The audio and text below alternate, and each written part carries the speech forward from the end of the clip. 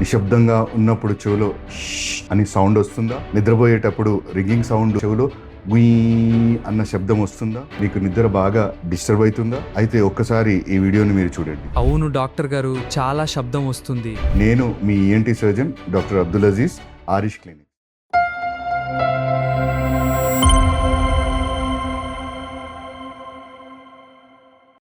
టినైటస్ ఈ టాపిక్ అనేది చాలా పెద్ద టాపిక్ అండి.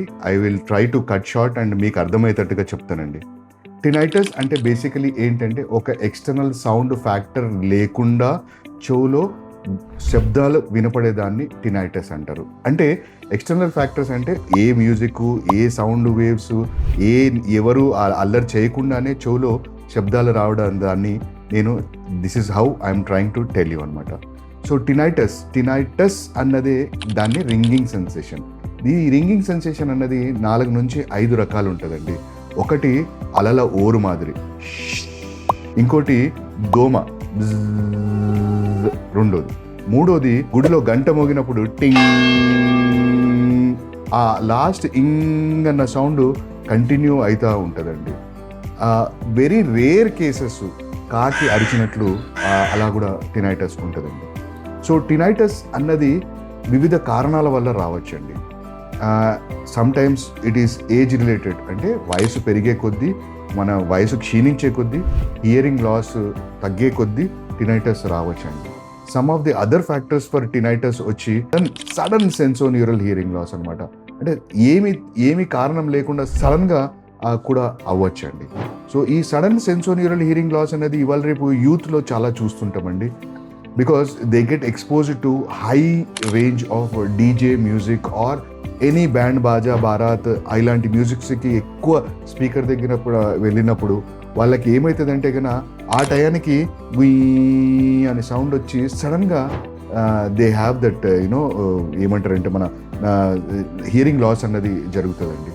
సో టినైటస్ని ఈజీగా తీసుకోకుండా, so we have to verify tinnitus loud sounds వల్ల వచ్చిందా? ఎక్కువ శాతం ఫ్యాక్టరీలో పనిచేసేటోళ్ళండి, అంటే పెద్ద పెద్ద factories, industries where there is loud sound exposure, ground workers of ఎయిర్పోర్ట్లో గ్రౌండ్ వర్కర్స్ పనిచేసేటోళ్ళు, తర్వాత మైనింగ్ ఇండస్ట్రీలో పనిచేసేటోళ్ళు, తర్వాత ఈ ఆర్మీలో పనిచేసేటోళ్ళు, అంటే ఎక్కువ తుపాకీ తూట్లకి ఈ సౌండ్స్కి ఎక్కువ ఎక్స్పోజ్ అయిన వాళ్ళకి టినైటస్ రానికి చాలా ఎక్కువ ఆస్కారం ఉందండి. సో ఇంకొకటి ఏజ్ రిలేటెడ్ హియరింగ్ లాస్ వల్ల కూడా రావచ్చండి. మూడోది సమ్ కామన్ రీజన్స్, అంటే అన్నీ దీనివల్లనే రావాల్సి ఉంటాయని కూడా లేదండి. ఒక్కోసారి చెవిలో జివిలి, గుబిలి, మైలా ఆర్ వ్యాక్స్ నిండి ఉండడం వల్ల కూడా టినైటస్ రావచ్చండి.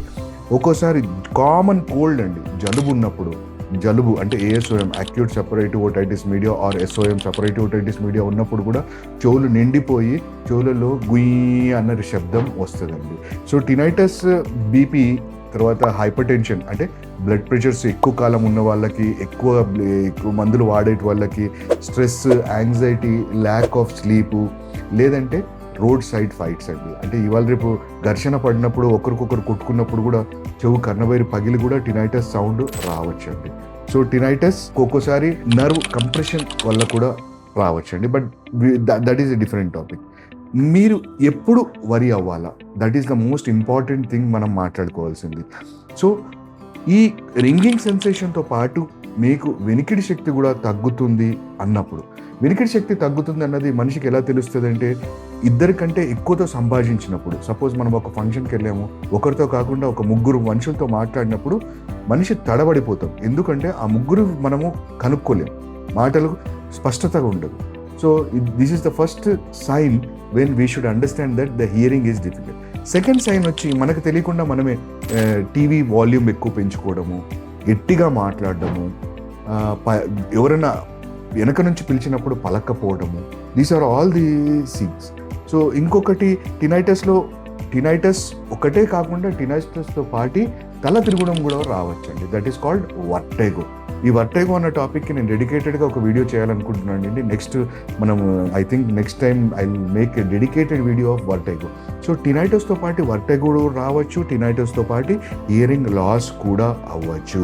Head phones, unnecessary use of hearing devices or exposure to loud noise sound and earwax build up చేసుకోవడము, ఇయర్ ఓవర్ హైజీన్ అంటే ఇయర్ బడ్స్ తోటి క్యూటిప్స్ తోటి ఎక్కువ క్లీన్ చేసుకోవడం వల్ల ఇయర్ వ్యాక్స్ లోపలికి అదిమిపోయి అది ఎక్కువ బ్లాక్ అవ్వటము.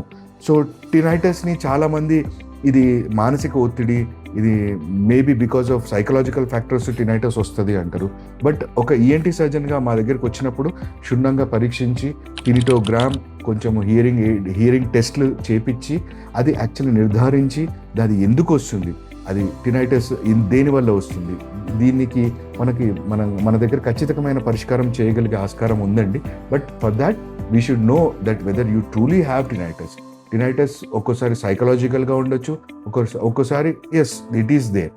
బట్ టినైటస్ ఎందుకు వచ్చింది అన్నది 100 కారణాలు ఉండొచ్చండి. We cannot exactly pin point కారణాలండి. సో దీనికి మెడికేషన్స్ ఉన్నాయండి, but over a period of long time medication వాడాలండి. అండ్ ఇయర్ని లౌడ్ ఎక్స్పోజర్ ఆఫ్ సౌండ్స్కి తగ్గించుకోవడము. సో టినైటస్ అది మందులతో తగ్గకపోతే హియరింగ్ ఎయిడ్ అంటే మాస్కర్స్ అంటారండి. అంటే ఈ సౌండ్ని ఆ సౌండ్ క్యాన్సిల్ చేసేది నాయిస్ మాస్కర్స్. సో ఈ మాస్కర్స్ వాడడం వల్ల వీటన్నిటి వల్ల మనం చాలా ఇంప్రూవ్మెంట్ అనేది టినైటస్ ఉండొచ్చు. టినైటస్ అనేది మీకు చాలా సింపుల్గా అనిపించండి, but you should ask the patient. చాలా సఫర్ అవుతాడండి రాత్రిపూట, ఎస్పెషల్లీ ఒంటరిగా పడుకున్నప్పుడు, నిశ్శబ్దంగా ఉన్నప్పుడు ఆ కీచురాళ్ళ సౌండు, అలల ఓరు సౌండు, లేకపోతే గుయ్యి అన్న సౌండు, లేకపోతే దోమతో ఉన్న సౌండు నిద్ర ఉండనివ్వదు. దానివల్ల ఉదయం లేవగానే ఫ్రెష్గా లేకపోవడము, చీదరగా ఉండటము, తర్వాత దీని మీద హెల్త్ ఎఫెక్ట్ కూడా చాలా మటుకు పడుతుందండి. సో చెవులలో శబ్దం వస్తే కనుక తప్పకుండా మీ దగ్గరలో ఉన్న ఈఎన్టీ సర్జన్ని సంప్రదించాలని కోరుతున్నాను.